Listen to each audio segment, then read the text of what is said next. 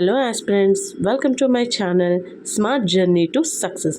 So మీరు already thumbnail చూసే ఉంటారు. ఎస్ అండి, మన యూట్యూబ్ ఫ్యామిలీ అనేది 1000 సబ్స్క్రైబర్స్ రీచ్ అయింది. సో ఈ మైల్ స్టోన్ అనేది సాటర్డే రోజే రీచ్ అయ్యాము. ఆ రోజు తొలి ఏకాదశి. సో నేను ఫాస్టింగ్ ఉన్నాను. మేము అందరం టెంపుల్కి వెళ్ళాము.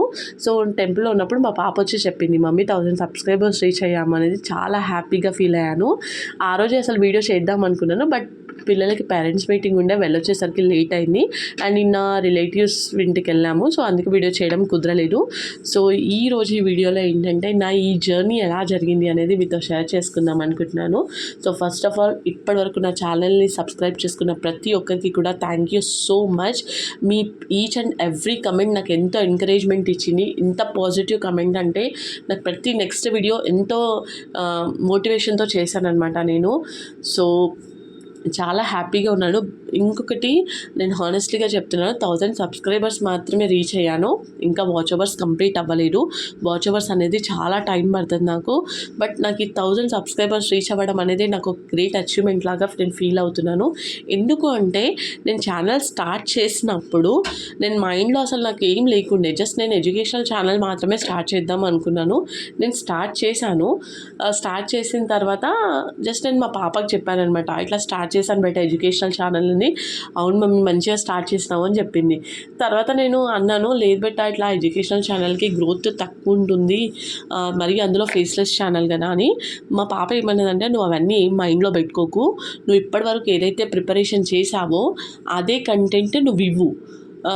అది ఫేస్లెస్ ఛానల్, ఆ ఫేస్ ఛానల్, అదంతా నువ్వు ఏం మైండ్లో పెట్టుకోకు, నువ్వు డైలీ వీడియోస్ పోస్ట్ చేస్తూనే ఉండు, క్వాలిటీ కంటెంట్ ఉండాలి అని చెప్పింది. సో నేను అదొక్కటే మైండ్లో పెట్టుకున్నాను అనమాట. సో నేను దాంతోనే స్టార్ట్ చేశాను. బట్ నా ఈ ఆల్మోస్ట్ 17 months అవుతుంది నేను స్టార్ట్ చేసి. 2025 హోలీ రోజు స్టార్ట్ చేశాను. 490 వీడియోస్ ఇప్పటి వరకు. చాలా లోస్ అనమాట. నా వ్యూస్ కొన్ని వీడియోస్కి అయితే 500 వరకే లాస్ట్ అనమాట వీడియోస్కి నా వ్యూస్. సో అంతకుమించి ఎప్పుడు క్రాస్ అవ్వలేదు. బట్ నేను ఎక్కడ కూడా గివప్ చేయలేదు. సో ఒక 5 వ్యూస్ కూడా వచ్చిన డేస్ కూడా ఉన్నాయి ఒక్కొక్క వీడియోకి.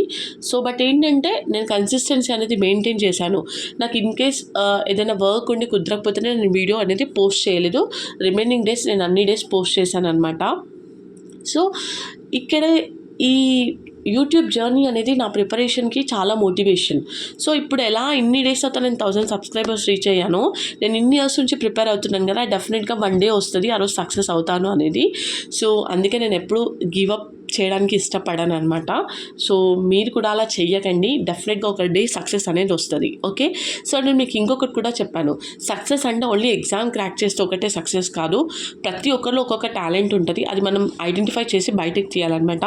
నేను మీకు అపార్ట్ ఆఫ్ ద ప్రిపరేషన్ నాకు ఇంకొక టాలెంట్ కూడా ఉంది. నేను అది కూడా నెక్స్ట్ వీడియోస్లో మీతో షేర్ చేసుకుంటాను. ఓకే.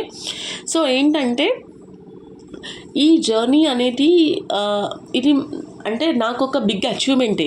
ఇది స్మాలే కావచ్చు 1000 సబ్స్క్రైబర్స్ అనేది. But being an educational channel, ఒక ఫేస్లెస్ ఛానల్, నేను ఇక్కడి వరకు రీచ్ అయ్యాను అంటే ఐఎమ్ వెరీ హ్యాపీ.